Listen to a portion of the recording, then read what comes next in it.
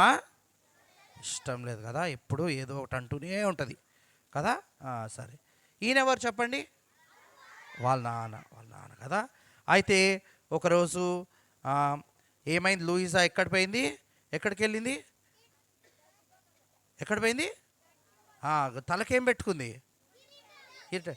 ఏం కిరీటం? బంగారు కిరీటమా? ముళ్ళ కిరీటం పెట్టుకుంది కదా.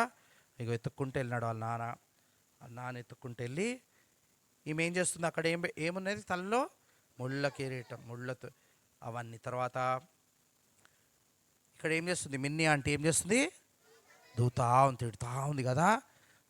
కానీ ఇక్కడ ఈమె ఏం చేసింది చెప్పండి? వాళ్ళ అత్త కోసము, అబ్బా కేజీ పిల్లలు మంచిగా ఉన్నారు. ఏం చేసింది? వాళ్ళ అత్త కోసము ప్రార్థన. ఏమని ప్రార్థన చేసింది చెప్పండి ఎవరన్నా?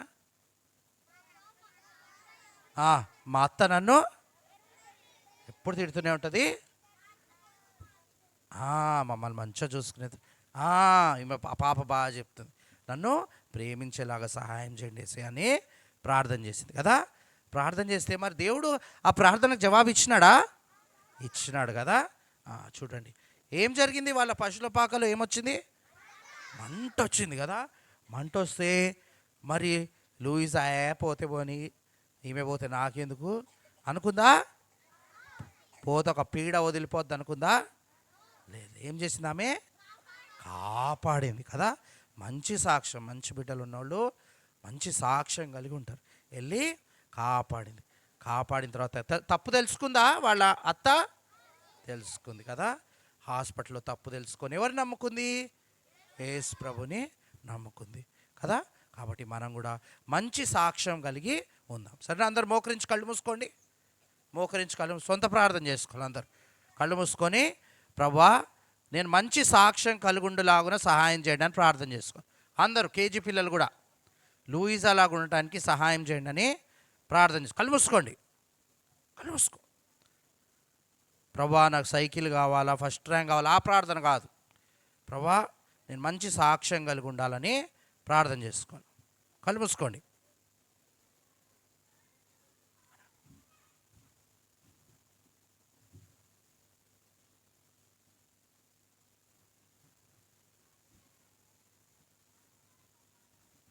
కళ్ళు మూసుకొని అందరూ అట్లే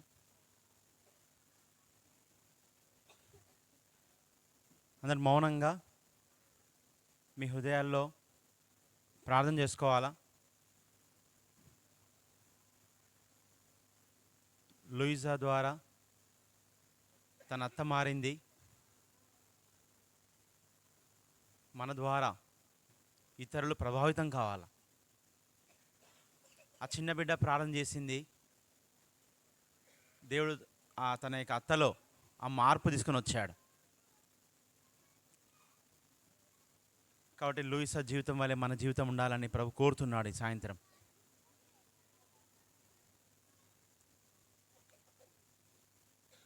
మనం దేవునికి ఆ రకంగా ప్రతిష్టత చేసుకుంటే మన ద్వారా దేవుడు ఇతరులను మారుస్తాడు. మన ప్రవర్తనను బట్టి, మన మంచితనం బట్టి, మనం చూపించే ప్రేమ, సహనము, దీన్ని బట్టి ఇతరులు ప్రభావితం చెంది ప్రభు యొద్దకు వచ్చేవారు ఉంటారు.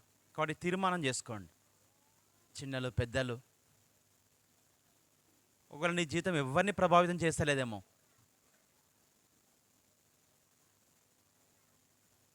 ఒక చిన్న బిడ్డనే ఇంత ప్రభావితం చేస్తే, ఒక పెద్ద ఆమెను, మనం ఇప్పటికే పెద్దవారం అయ్యాము, మన జీవితం ఎవరైనా ప్రభావితం చూపిస్తుందా ఎవరిపైన? మంచి తీర్మానం చేసుకుందాం హృదయంలో. ఈ లెసన్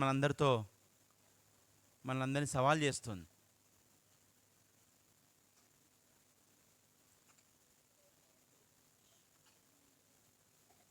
నీ ఆత్మీయతను బట్టి ఇతరులు ఇన్ఫ్లుయెన్స్ కావాలా.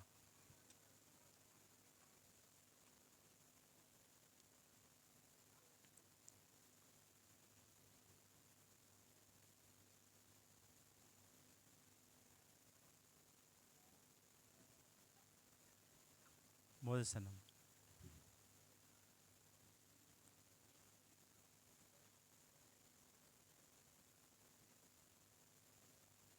తరుణం ఇస్తున్నప్పుడు మీ మనసులో చిన్న ప్రార్థన చేసుకోండి. ప్రభా, లూయిసా అత్త ద్వేషిస్తుంది ఎప్పటికీ. ఆమెకు మేలు చేయనిగా పోయింది.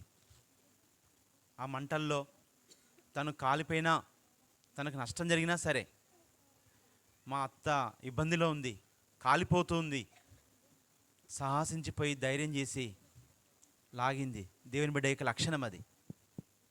నిజమైన దేవుని బిడ్డ యొక్క లక్షణం. మరణంకు సమీపిస్తూ రక్షణ లేకుండా మరణంకి దగ్గరవుతున్న వారు ఎంతోమంది ఉన్నారు. వారి విషయంలో నీకు నాకున్న భారం ఏంటి, పట్టింపు ఏంటి? లూయిసా వలె సాహసించి నేను వెళ్ళి ఆ దేవుని సువార్త చెప్తాను, నేను నష్టపోయినా పర్వాలే, నేను ఇతరులను వెలిగిస్తా, ఇతరుల కొరకు నేను ప్రయాసపడతానని తీర్మానం చేసుకుందాం. ప్రేమ నమ్మకం కలిగిన ప్రియ పరలోకపు తండ్రి, మీ ఘనమైన అద్వితీయ నామాన్ని బట్టి స్తుతిస్తా ఉన్నా.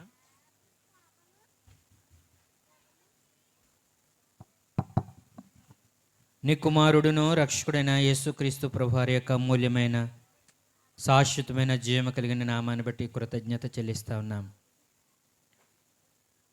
ఈ 2026 సంవత్సరంలో జనవరి మాసంలో సెలవులను పురస్కరించుకొని మొరియా ద్వారా విరామ బైబిల్ పాఠశాల కలిగి ఉండటానికి దవ సంఘానికి ఇచ్చిన భారాన్ని బట్టి, వారి సమర్పణ, వారి యొక్క పరిచయాన్ని బట్టి నేను స్తుతిస్తా ఉన్నాం.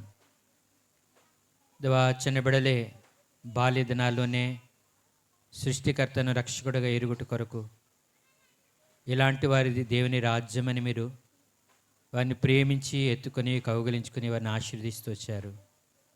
అట్టి ఆశీర్వాదంలోనికి బిడలు తీసుకురాగలిగినట్లుగా ప్రభా, మరి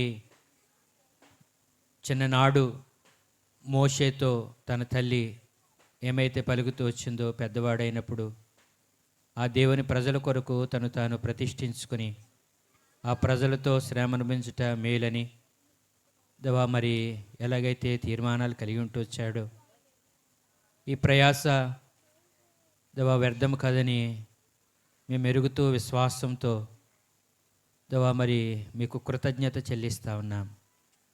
4వ దినము ఈ యొక్క 8-9 పాఠాల్లో సహాయపడ్డారు.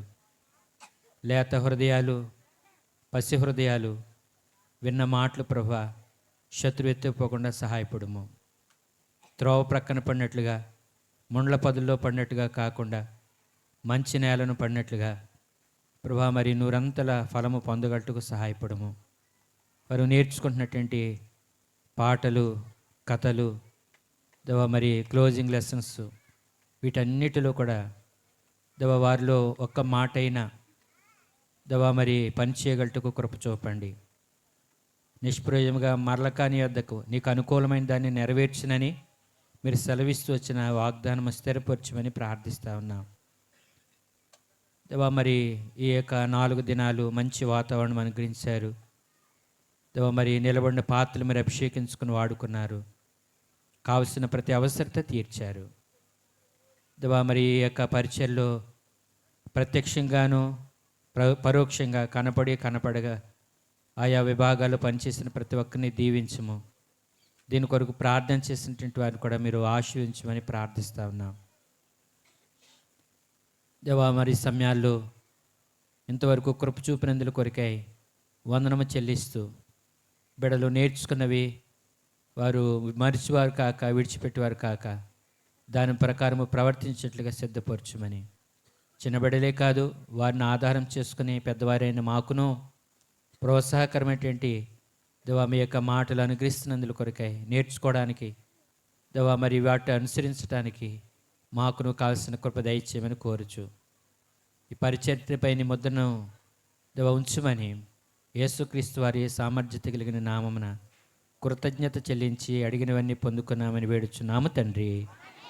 తండ్రి అయిన దేవుని ప్రేమ, కుమారుడైన యేసుక్రీస్తు వారి యొక్క కృప, పరిశుద్ధాత్మిక అన్యోన్య సహవాసము ఇప్పుడును ఎల్లప్పుడును సదా కూడి ఉన్న మనకు చదన పరిశుద్ధులకు తోడైండును గాక. ఆమేన్.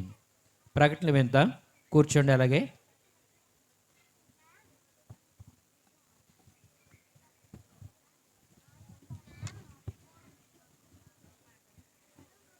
దయచేసి అనౌన్స్మెంట్స్ గమనించండి, ప్రకటనలు.